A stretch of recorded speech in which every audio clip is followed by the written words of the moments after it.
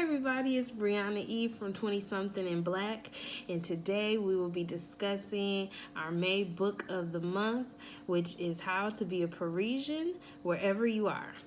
So giving a little bit of a recap on the structure of the book and kind of what it includes and entails, it's a book written by 4 Parisian women with 4 very different perspectives, and they kind of give you different anecdotes, stories, and kind of like tips that they feel help contribute to womanhood from their perspective. But the more interesting part about it is you don't have to be necessarily Parisian to be able to benefit from the book or the points that they're making throughout the book. And so it's definitely a great book to read with your girls to kind of discuss different topics and different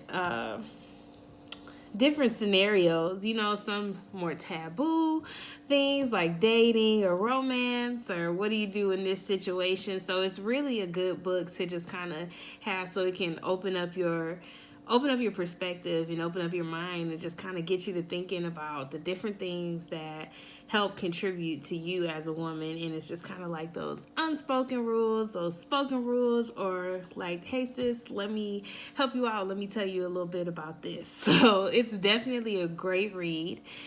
With that being said, I do have some questions that kind of stuck out to me as I was reading and reviewing the book. So question 1 is, how do you define your womanhood? Now, this can be a little bit more of a weighted question, but for me, I think that the thing that defines my womanhood is authenticity and the serious pursuit of authenticity in everything that I'm doing. So whether it's at my 9 to 5 and making sure that I'm operating in the utmost integrity, or if it's something that I'm writing for 20 Something in Black, I want to make sure that authenticity is something that is ringing and reigning true within everything that I'm doing.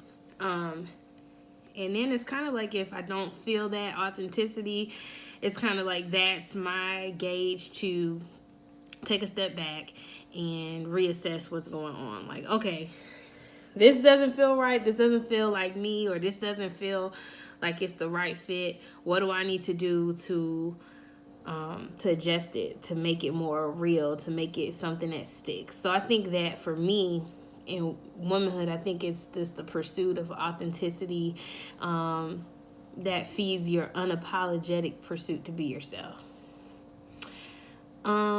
So I'm definitely interested in hearing what you guys define womanhood as. So the next question that we'll be discussing here is, what has been the moment for you in your adulthood that you really felt like you were established in womanhood?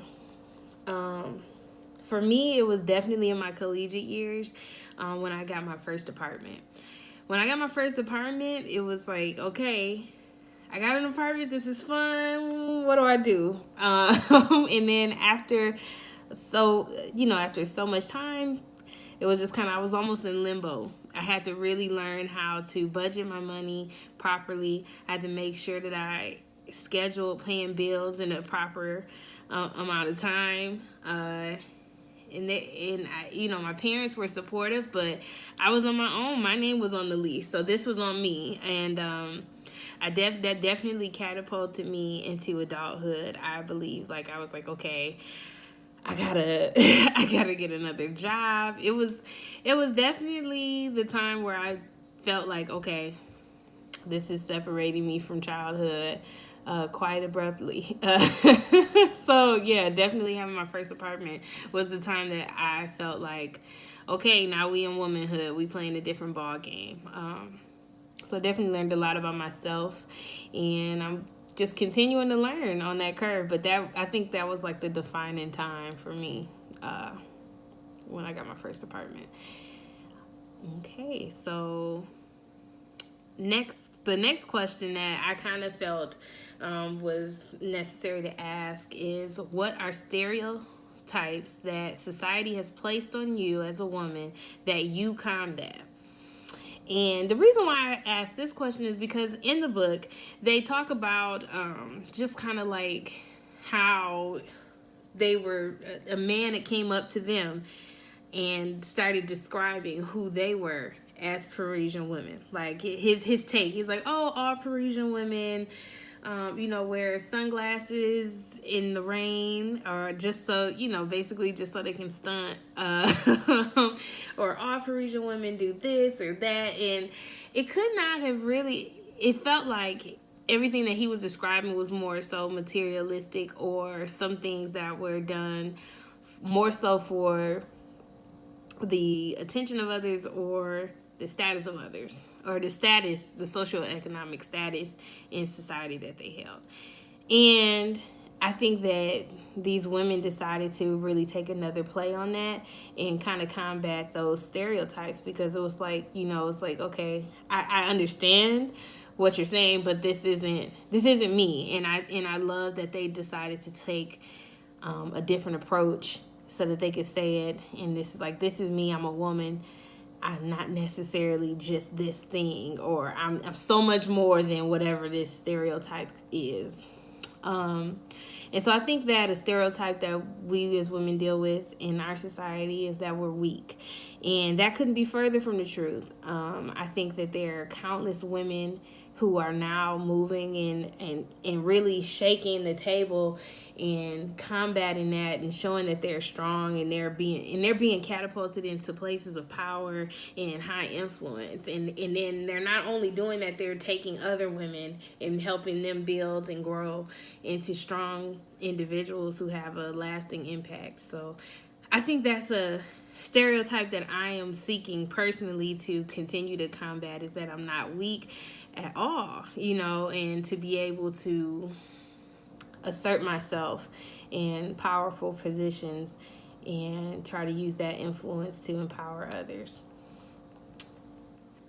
So now they asked, they touched on stuff such as dating and those type of fun topics as well.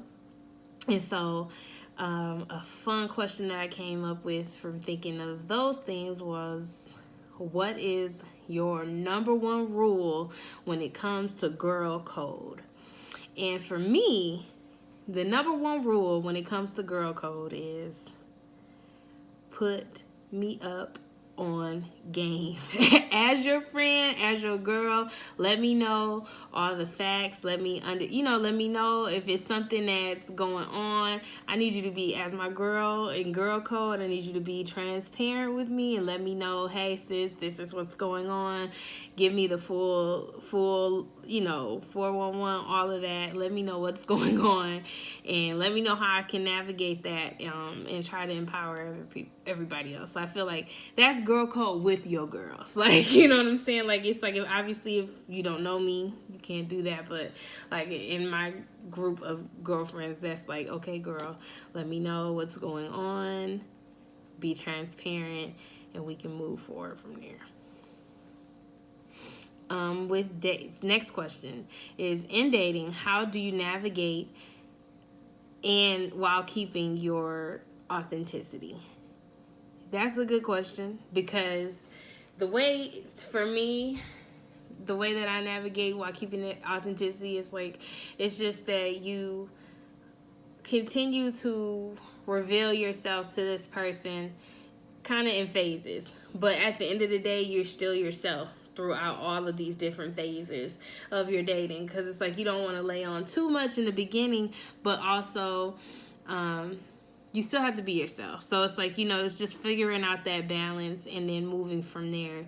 I think that's key, but just always remaining yourself. So it's like, if you like to eat, don't not eat on the first date. Eat, but make sure that you're being neat while you're eating, but eat if that's what you like to do. Or if you like to enjoy an activity like singing or dancing or anything like that, don't deny yourself to try to fit into a certain mold, because it's what you should do while dating.